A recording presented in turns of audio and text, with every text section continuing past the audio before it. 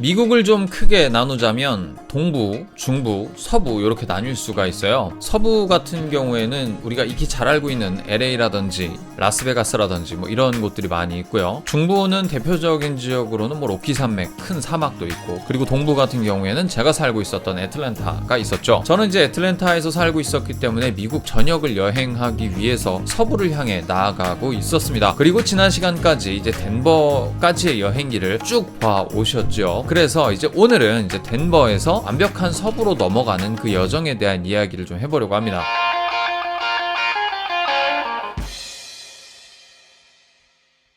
뭐 도로야 워낙에 잘 정비되어 있었으니까 뭐 걱정할 필요가 없었습니다. 고속도로 미국은 또 워낙에 빵빵 잘 뚫려 있고 막히는 구간도 그렇게 많이 없었어요. 미국에서 8시간씩 운전을 해도 한국보다 덜 피곤한 이유가 거기에 있었습니다. 아무리 높은 산맥을 올라간다고 하더라도 도로만 정비 잘 돼 있으면 그렇게 문제가 될 것은 없었거든요. 근데 문제는 고도더라고요. 고도가 올라가면 기온은 당연히 떨어지게 됩니다. 하필이면 제가 그곳을 지났던 그날에 눈이 내리기 시작을 하더라고요. 지금 덴버 산맥을 넘고 있는데요, 눈이 옵니다.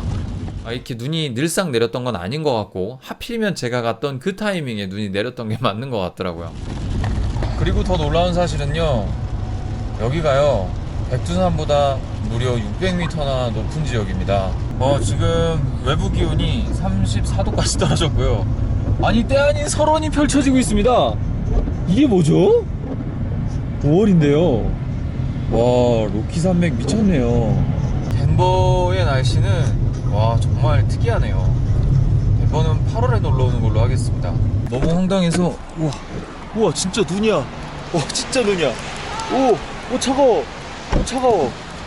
설산 눈 보이십니까? 여기 설산. 우와.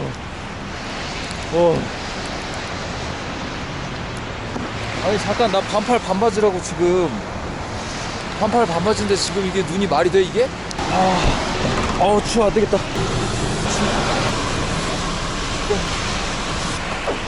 꼴에 바람막이라고 좋은 효과가 있습니다.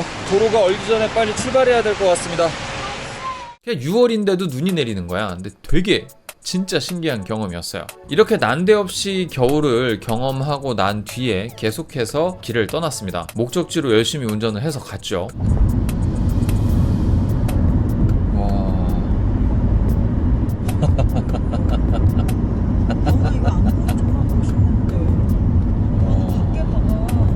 근데 그때서야 안 거였는데, 미국 자연 환경에 진짜 지대한 영향을 끼쳤던 게 콜로라도 강인 거더라고요. 진짜 전혀 질이나 이런 것들은 몰랐었기 때문에 그랜드 캐니언부터 시작해서 그쪽으로 쭉 지나오는 그 모든 자연 환경을 만들어낸 강 줄기가 바로 콜로라도 강이었더라는 겁니다. 그랜드 캐니언이 아니었어도 그 덴버 산맥 사이를 지나가는 데만 해도 엄청난 계곡이 형성되어 있었고, 그 계곡이 보여주는 그 장관이 진짜 어마어마했습니다. 근데 진짜 이렇게 봤어. 운전대 잡고 우와 이야 이러면서 지나오면서 왔다니까. 이런 풍경이 계속되면 계속 달려도 아빠는 좋을 것 같아. 아이고야, 이건 뭐 잠깐만.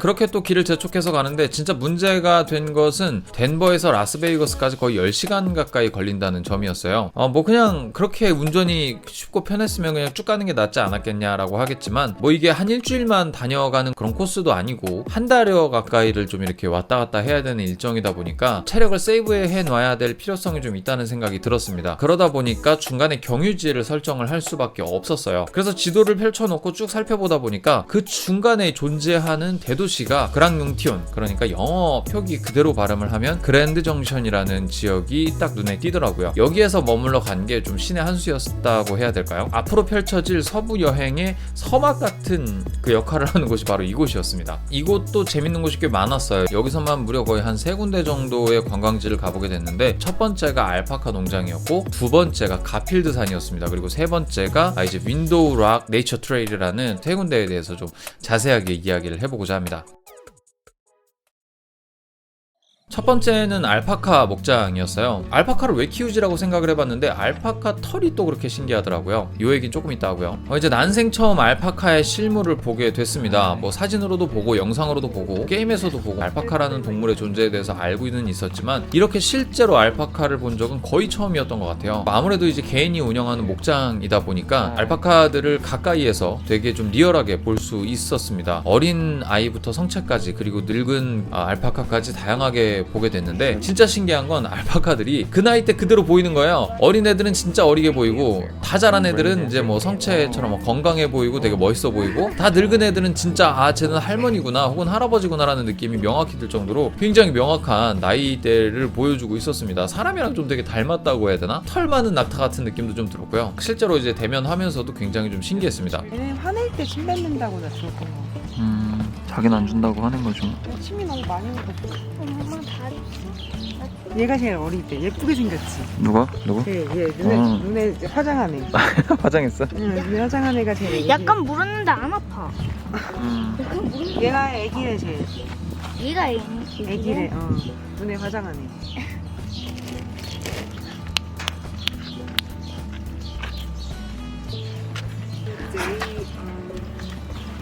침을 영어 뭐라고? That's it? Well, 3 weeks ago. Very, Very new. oh yeah. 하이. 탈 수 있는 성질의 동물이 또 아니다 보니까 간단히 만져보기와 기념사진 촬영 정도를 했어요. 아이는 되게 신기해했고 저도 아내도 생각보다 엄청 신기했습니다. 저는 뭐 사진 찍느라고 제대로 만져보진 못했지만 그래도 되게 좀 신기한 경험이었어요. 뭐 아무래도 이런 관광지를 가다 보면 기념품 상점을 빼놓을 수가 없죠. 이제 그 기념품 상점에서 구매한 제품이 바로 이 알파카 모자, 요거 빈입니다. 알파카 빈인데 귀엽게 알파카가 새겨져 있습니다. 이렇게 쓰면 알파카가 이렇게 딱 정면으로 보이죠.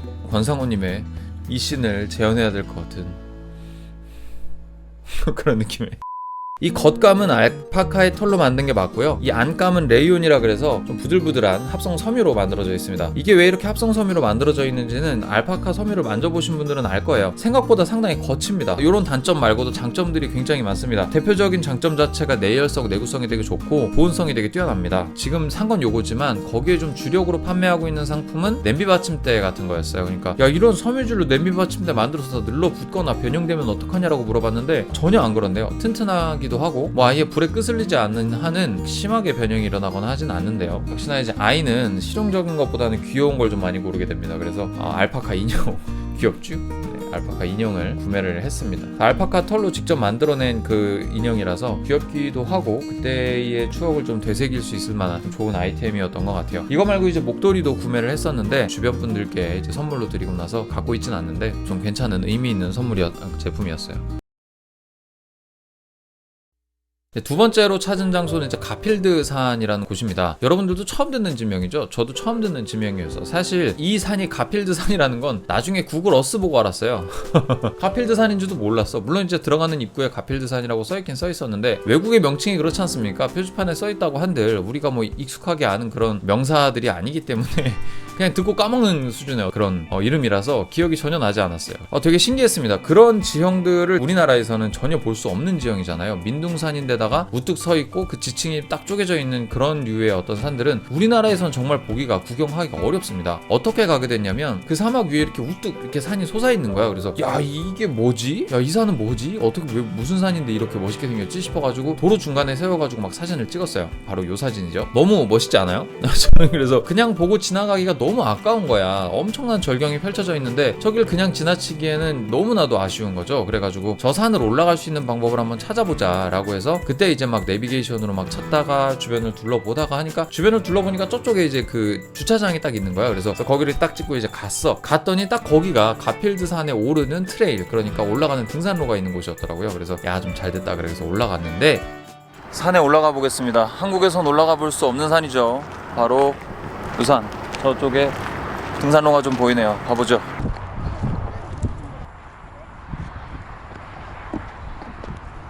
여기가 더 다운이 신발 괜찮겠어? 올라갈 수 있어? 못 올라갈 것 같아.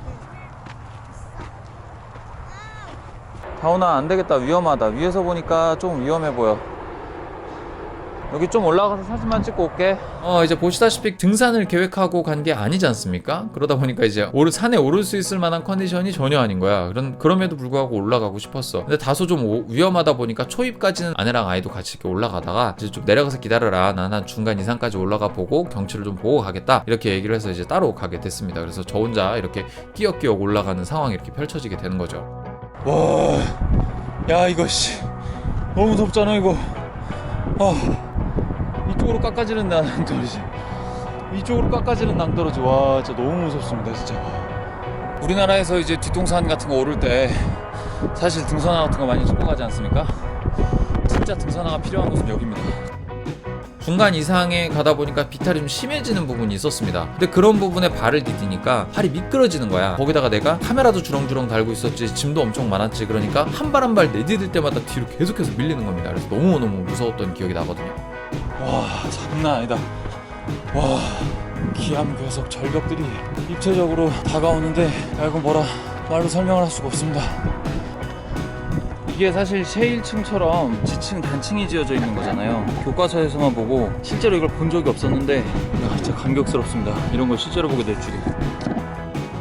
막 끼역끼역 올라가다가 거의 한 높이상으로 따지면은 거의 한 70% 능선까지는 올라갔어. 쭉쭉 올라가는데 그 이상으로 올라가기에는 비탈등도 너무 위험하고 너무너무 무섭더라고요. 그래서 이제 여기까지만 올라가야 되겠다라고 생각을 해서 찍은 게 바로 이 부분의 영상입니다. 자, 여기까지 올라왔습니다. 이 이상은 제가 올라갈 수 있는 영역은 아닌 것 같습니다. 신발이 너무 위험합니다. 잘 미끄러집니다. 올라오면서도 몇 번 미끄러질 뻔했는데 등산은 사실 올라가는 것보다 내려가는 게 더 일입니다. 여기는 한번 나중에 정말 작정하고 진짜 이곳을 위해서 한번 와야 될 것 같습니다. 좋은 장소인 것 같아요.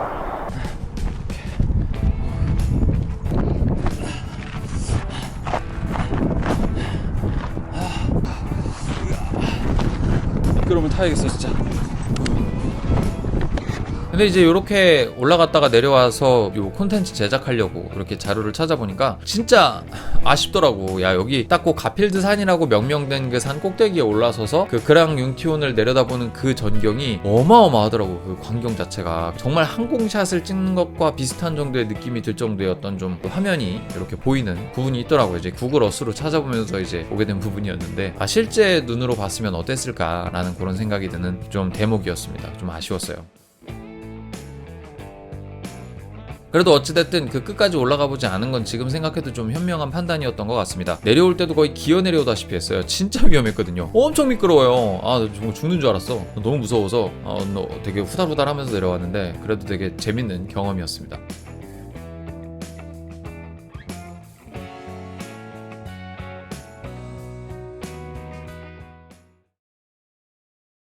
네, 이제 마지막으로 이제 가봤던 곳이 윈도우락 네이처 트레일이라는 곳이었어요. 여기도 이제 국립공원으로 지정되어 있는 곳이라고 해서 뭔가 좀 볼거리가 좀 있겠거니 싶어가지고 이제 갔는데 아니나 다를까 진짜 볼거리가 어마어마했습니다. 네, 콜로라도 모뉴먼트에 왔습니다. 여기가 일단 차로는 더 접근이 안 되고 좀 더 걸어가야지 근데 좀 멋있는 경치가 잘 보일 것 같아요. 시닉 뷰, 그러니까 볼만한 장소, 뷰가 있는 곳으로 가보겠습니다. 사진 찍을 만한 장소가 따로 있는 것 같아요. 정말 평온하고 평화스럽습니다. 진입할 때 이제 국립공원 그 통행료 25달러를 내긴 했지만 볼만한 장소가 있지 않을까 싶은 생각이 좀 들어요.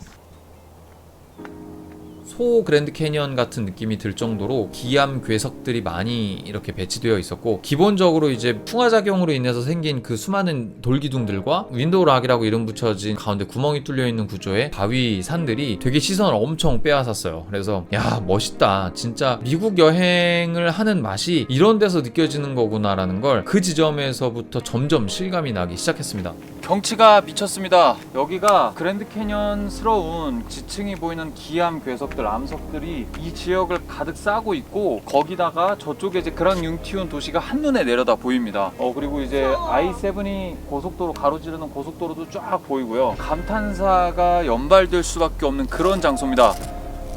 진짜 말이 안 나올 정도로 진짜 아름다워요. 와, 그런 좀 웅장함, 마제스틱함이 좀 느껴졌다고 해야 될까요? 이런 자연 풍경을 봤을 때 신이 존재하지 않을 수 없다라는 생각이 들 정도로 진짜 조물주가 이렇게 딱 빚어서 만들어 놓은 것 같은 정말 엄청나고 꽤 거대한 신비한 경험, 신비한 느낌을 받고 왔다라고 하는 게 좀 제일 적합하겠네요. 사실 여기는 사진 설명으로 거의 끝나는 곳입니다. 사진으로만 봐도 어마어마한 그 규모와 깊이가 느껴지지 않습니까? 여기서 확실히 말씀드릴 건 사진으로 보는 것과 실제 가서 눈으로 보는 것은 차이가 정말 극명합니다. 사진으로 보면 뭐 멋있네 이 정도 느낌이면, 같은 장소를 눈으로 가서 보면 이러고 보고 있다니까? 대단해요 진짜. 거기서 오는 어떤 좀 비주얼 충격이 어마어마합니다.